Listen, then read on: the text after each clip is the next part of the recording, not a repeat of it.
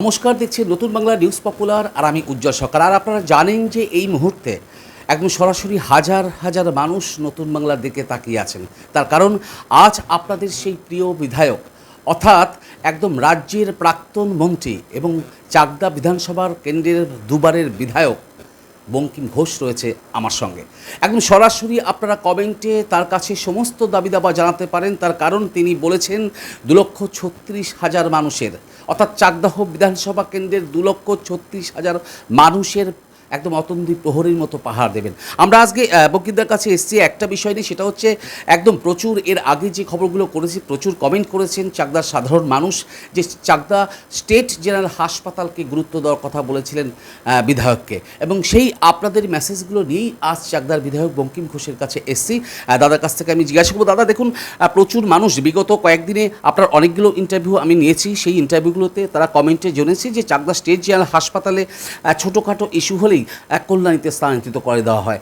আর তার পাশাপাশি পরিকাঠামোগত নিম্নমানের, তার পাশাপাশি আমি শুনছিলাম হাসপাতালে ভর্তি হয়ে এক পেশেন্ট বলছিল যে তারা কারেন্ট অফ হয়ে গেলে মানে জেনারেটরে তেল নেই, এমন অভিযোগও পরিবার করছিল রোগীরা। তার পাশাপাশি দুদিন ধরে পানীয় জলেরও একটু সমস্যা দেখা গেছিলো হাসপাতালে। তো এই ইনফরমেশনগুলো লোক মারফত আসছে, আর তার সেক্ষেত্রে চাকদার সুখ দুঃখের সাথী আপনি, আর সেই সাথী তার প্রমাণ করেছে চাকদার অগণিত মানুষ আপনাকে একদম নির্বাচিত করে দুহাত ভরে আশীর্বাদ করে। আর সেই মানুষদের উদ্দেশ্যে অর্থাৎ চাকদা স্টেট জেনারেল হাসপাতাল নিয়ে কি ভাবছেন সরাসরি দর্শকদের বল। দেখুন, সমস্যা অনেক আছে, কিন্তু আমি অন্য কিছু বলতে চাই না।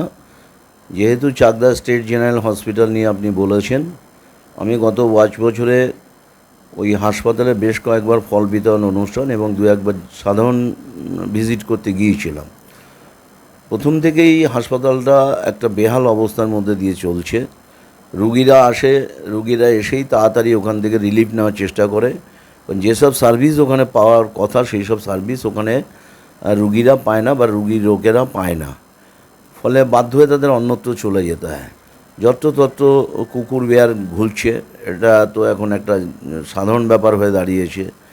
সাফিসিয়েন্ট স্টাফ নেই, ডি গ্রুপের কর্মচারী তাদের দিয়ে সেলাই করানো হচ্ছে। নার্সের অভাব, ডাক্তারের অভাব, তারপরে বিল্ডিং কনস্ট্রাকশন যা আছে মাথার ওপরের দিকে তাকালে সেই চাই ওপর থেকে ভেঙে পড়ছে। তারপরে পানীয় জলের বিরাট সমস্যা রয়েছে, জেনারেটরের প্রবলেম হয়, ফলে কারেন্ট চলে গেলে রুগীরা অন্ধকারে থাকতে হয়।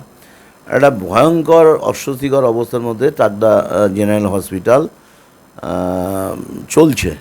ফলে এই অবস্থা থেকে এখন বেরিয়ে আসতে হবে। আগের সরকার যা করেছে সেগুলো নিয়ে আলোচনা সমালোচনা অনেক কিছু হয়েছে, কিন্তু এখন আমাদের করতে হবে।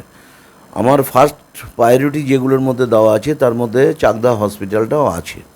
এইটাকে রিনোভেট করতে হবে এবং মানে মানুষ যাতে পরিষেবা সত্যিকারের পায় তার জন্য যা যা রিকোয়ারমেন্ট দরকার সেগুলোকে ওখানে ব্যবস্থা করতে হবে।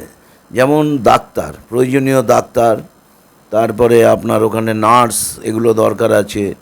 ট্রিটমেন্টের জন্য যেসব রিকোয়ারমেন্টগুলো দরকার আছে, কটন থেকে শুরু করে ব্যান্ডেজ থেকে শুরু করে আরও যা যা আছে এগুলো খুব দরকার।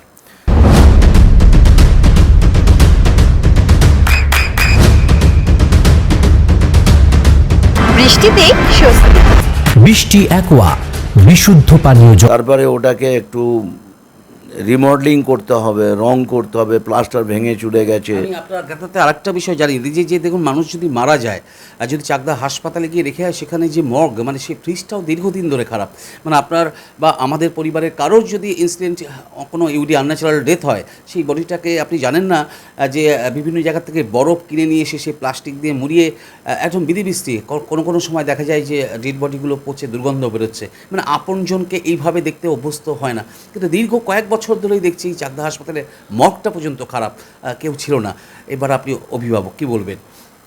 দেখুন, আমি তো বললাম এগুলো যা যা ওখানকার সমস্যাগুলো একদম বার্নিং ইস্যু যেগুলো আছে সেগুলো নিয়ে আমি আপনাকে বললাম।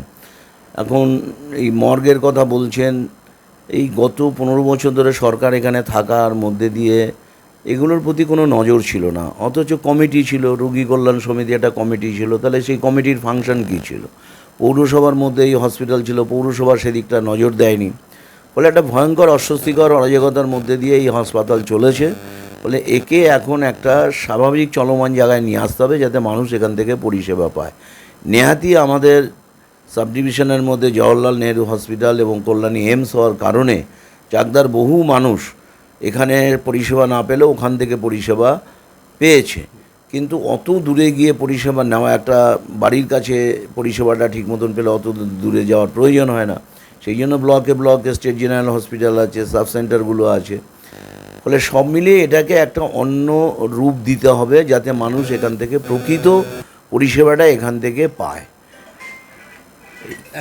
দাদা দেখুন যে রোগীর পরিবারের ক্ষেত্রে দেখুন যে সেটা হচ্ছে রেফার, মানে ধরুন ছোটোখাটো ইস্যু নিয়ে এই ধরুন দুবরা চাকদা স্টেট জেনারেল হাসপাতাল অনেকটা এরিয়া কভার করে, একদম ওদিকে কদম্বগাছি থেকে শুরু করে আপনার বিধানসভা তো পুরোটাই, তারপরেও আপনার বাইরের অন্য হরিণঘাটা বিধানসভারও মানুষ কিন্তু অনেক মানুষ স্টেট জেনারেল হাসপাতালে আসে, মানে ছোটোখাটো ইস্যুতেই সেগুলোকে ট্রান্সফার করে দেওয়া হয়। আর যেটা রাজ্যের মুখ্যমন্ত্রী বলেছেন যে ছোটোখাটো ইস্যুতে ট্রান্সফার করা হবে না, সেক্ষেত্রে চাকদায় কি সেটা আপনারা সেইভাবে বলবেন?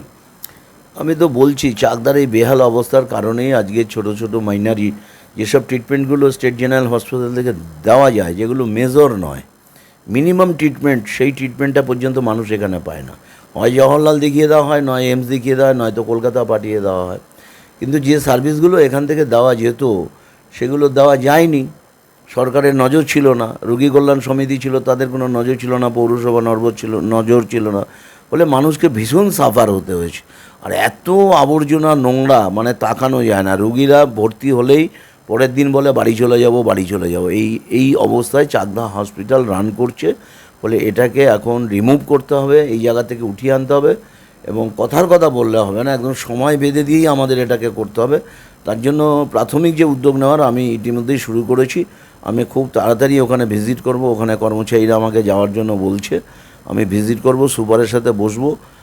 আমাদের সিএমওইচ ডিস্ট্রিক্ট জেলার মধ্যে আছেন চিফ মেডিকেল অফিসার, তার সঙ্গে কথা হবে। গতকাল ডিএমের সাথে আমাদের অ্যাডমিনিস্ট্রেটিভ মিটিং হয়েছে, সিএমের সাথে ওরা যেটা ডিস্ট্রিক্টে থেকে পারবে সেটা ওরা সার্ভিস দেবে দ্রুত, কালকে কথা হয়েছে। আর যেটা সিএমওইচের হাতে নেই সেটা আমাদের স্বাস্থ্য দপ্তর, আমাদের স্বাস্থ্যমন্ত্রীর সাথে কথা বলে, প্রিন্সিপাল সেক্রেটারির সাথে কথা বলে ফান্ড অ্যালোকেশন করে এখানে দ্রুত ব্যবস্থা নিতে হবে।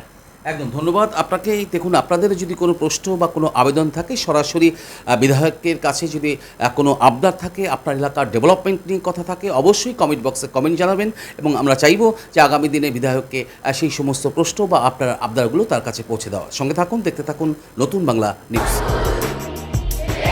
আপনার সন্তানের উজ্জ্বল ভবিষ্যতের সঠিক দিশা জেআরএস পাবলিক স্কুল।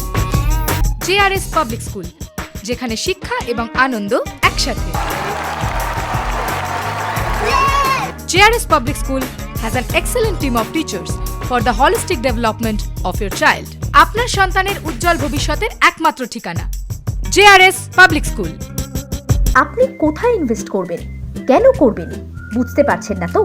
সঠিক গাইডলাইন পেতে আজই আসুন নদিয়ার চাকদাতে নিবেদিতা প্রাইভেট লিমিটেডে। Nivedita private limited, marketing and distribution service. Balcony বা সিঁড়ির রেলিং, মডিউলার কিচেন বা ড্রয়িং রুম, এক কথায় আপনার স্বপ্নের বাড়িকে করে তুলুন আরো সুন্দর। Chakda ply centre, gorgeous look বা কোয়ালিটি সবে 3 number 1 Chakda ply centre. Chakda ply centre, KBM, Chakda, Nadia. হোমওয়ার্কটা করেছো? হ্যাঁ স্যার। এ বাবা, ভুল করেছো কেন? চোখে কেমন ঝাপসা দেখছি, লিখতে আর পড়তে খুব সমস্যা হচ্ছে। চাকদার মডার্ন অপটিক্স থেকে ভালো চোখের ডাক্তার দেখিয়ে নাও। প্রতিদিন প্রকৃত চোখের ডাক্তার ও দৃষ্টি বিশেষজ্ঞ মডার্ন অপটিক্স চাকদহে। চাকদা অ্যালুমিনিয়াম সেন্টার, প্লাই, কাঁচ, laminates, kitchen fittings, door lock, window ও অ্যালুমিনিয়ামের খুচরো ও পাইকারি বিক্রেতা। চাকদা অ্যালুমিনিয়াম সেন্টার, পূর্ব লালপুর 50 নম্বর রেলগেটের পাশে, চাকদা, নদিয়া।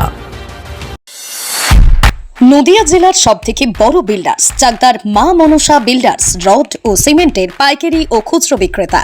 মা মনসা বিল্ডার্স, পদ্মবিলা, চাকদা, নদিয়া। রুম রে মাত্র 1500 টাকা থেকে স্টার, খাওয়া দাওয়া রিজনেবল প্রাইস। নদিয়ার একমাত্র 3 স্টার ক্যাটাগরি হোটেল NB সোনার বাংলা হোটেল, কল্যাণী এইমসের ঠিক উল্টো দিকে, কল্যাণী